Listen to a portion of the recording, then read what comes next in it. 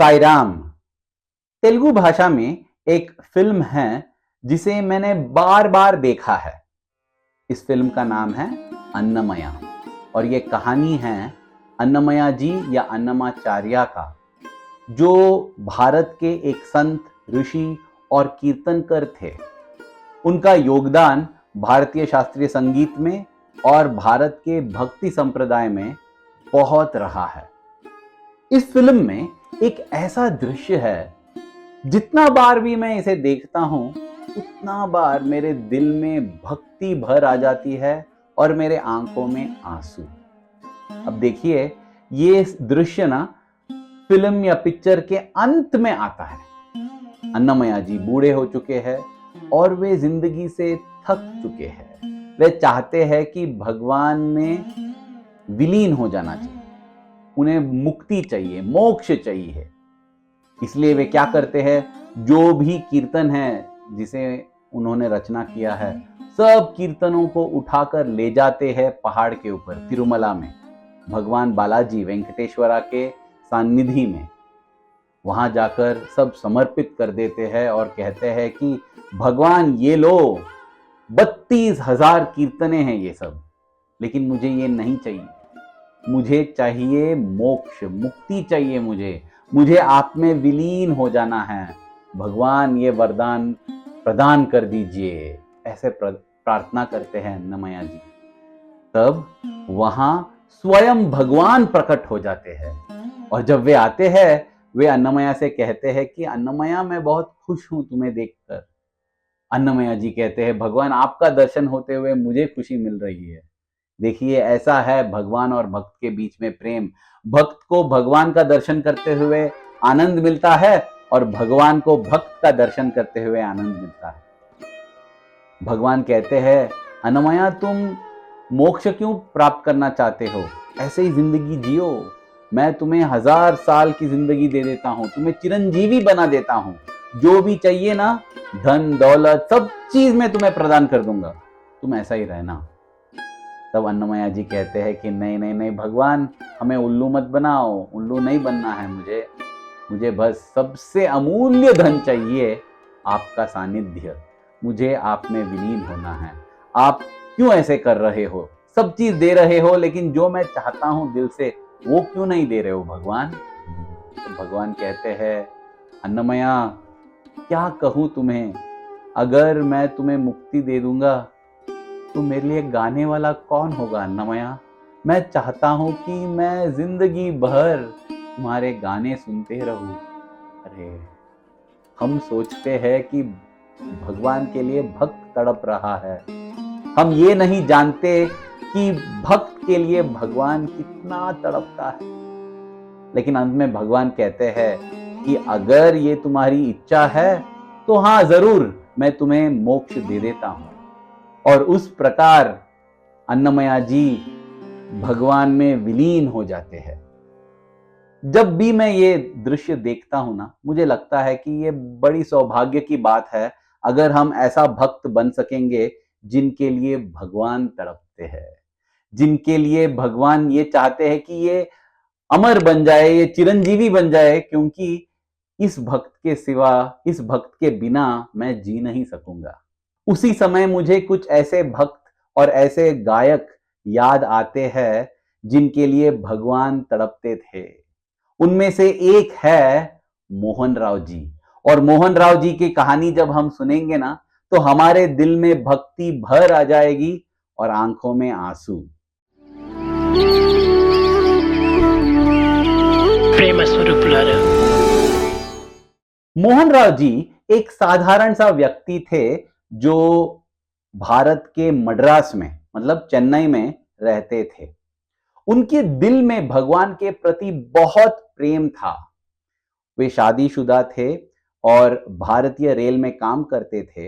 लेकिन जब भी उन्हें मौका मिलता था ना, वे अपने गुरु और भगवान के पास, शिरडी साई बाबा के पास शिरडी में चले जाते थे और वहां वे घंटों के लिए समाधि मंदिर में, शिरडी बाबा के दरबार में भजन गाते थे, भजन करते थे।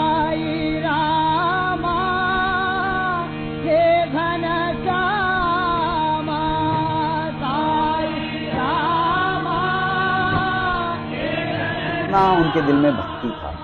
धन उतना नहीं था, इसलिए वे उतना बार नहीं जा सकते थे जितना वे चाहते थे, लेकिन जब भी मौका मिलता था, उनके पास एक रेलवे का पास था, क्योंकि वे रेलवे के लिए काम करते थे ना, तो रेलवे पास में उन्हें एक बार साल में मुफ्त जाने का मौका मिलता था कहीं भी, तो उसका उपयोग वे शिरडी जाने के लिए करते थे। तो ऐसा वे जी रहे थे। जब एक बार शिरडी गए थे, उन्हें उधर पता चला, ये 1960 के दशक की बात है, वहां उन्हें पता चला कि एक ऐसे भगवान श्री सत्य साई बाबा है जो शिरडी बाबा के स्वरूप है, जो शिरडी बाबा के पुनः अवतार है, ये कलयुग के अवतार है।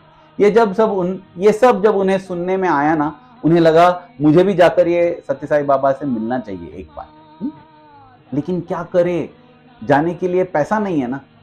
तो उन्होंने देखा कि जब वे शिरडी से मद्रास जब जाना चाहते थे, रास्ते पर ही पड़ता था पुट्टपर्थी, कुछ दूरी पर।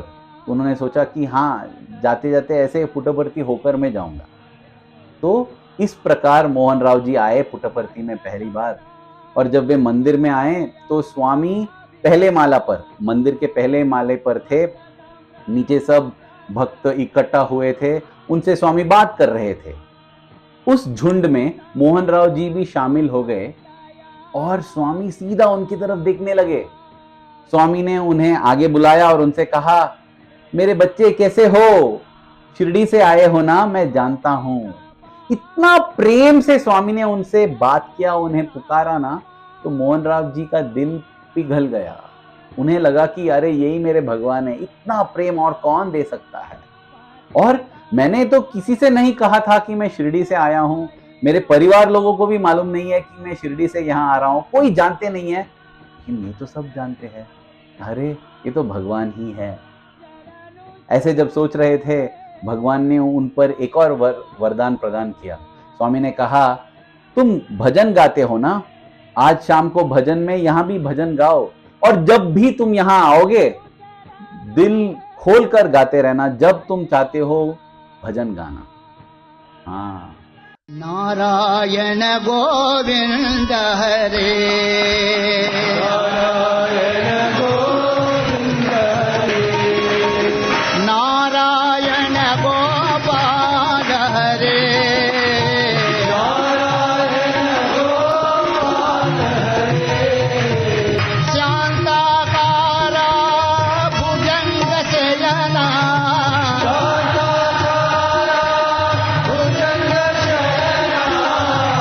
उन्हें ये मौका मिला, अपना पहली दर्शन के समय ही भगवान के लिए उन्हें भजन गाने का मौका मिला। और इस दिन के बाद वे सालों तक, 40 या 45 सालों तक स्वामी के लिए भजन गाते ही रहे।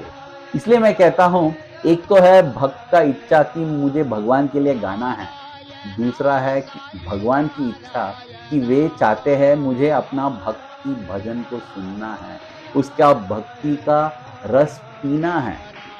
मोहन राव जी और स्वामी के बीच में जो प्रेम था वो ऐसे बढ़ते गया कि जब वे रिटायर हो गए ना रेलवे से, उन्होंने ये निर्णय ले लिया कि मुझे आना है, पुट्टपर्थी में ही रहना है।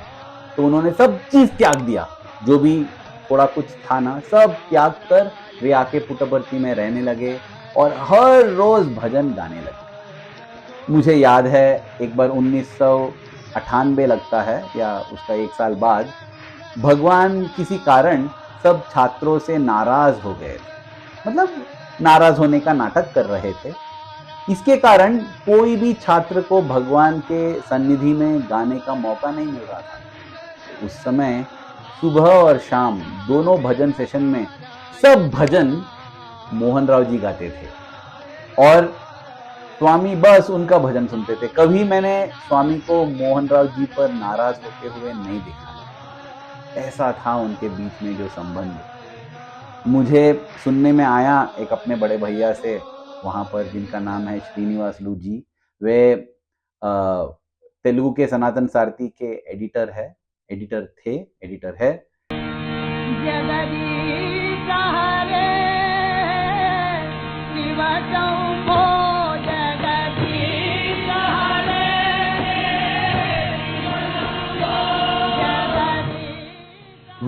वे भी ना मोहन राव जी के साथ गाते थे और उन्होंने बताया कि मोहन राव जी कुछ जिम्नास्टिक, कुछ नखरा नहीं करते थे हारमोनियम पर, ये सब बस एक श्रुति पकड़ते थे और उस श्रुति में गाने लगते थे भजन, और हर भजन जो गाएंगे ना उसी श्रुति में होगा। इसलिए देखिए, जब भजन होता है तो सब इकट्ठा हो जाते हैं और ये निर्णय करते हैं कि कौन सा भजन कब गाना है, कौन गा रहा है। लेकिन मोहन राव जी के साथ तो ये नहीं होता था। उनके साथ तो ये निर्णय लेना था कि कौन से श्रुति में हम गाने वाले हैं, बस उसी श्रुति में सब भजन होगा उस भजन सेशन का, वैसा होता था।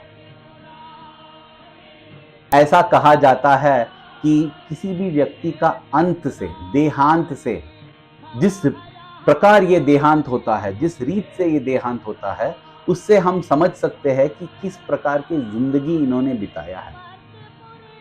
उस दृष्टिकोण से अगर हम मोहन राव जी का देहांत के बारे में सुनेंगे ना, तो बाप रे कितना धन्य है वो पता चलेगा। लेकिन वो कहानी सुनाने से पहले और दो चमत्कारें हैं और दो लीलाएं हैं भगवान का इनके ज़िंदगी में जो हुआ, वो सुनाना चाहता हूँ।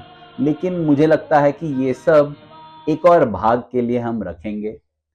इस वीडियो से हमें ये सीख मिलती है कि जब दिल में भगवान के प्रति प्रेम है और चाह है, तो उतना ही तीव्र गति से भगवान भी हमें चाहते हैं और हमारे प्रति प्रेम रखते हैं। इसलिए भगवान, ये मेरी प्रार्थना है कि आपके प्रति हमारे दिल में जो प्रेम है ना, वो हर क्षण बढ़ते ही रहना चाहिए। इसके साथ मैं आपका विदाई लेना चाहता हूँ, लेकिन ये ज़रूर याद रखिएगा कि दूसरा भाग है, उस भाग में हम ये मोहन राव जी की कहानी और सुनेंगे और फिर समाप्त करेंगे।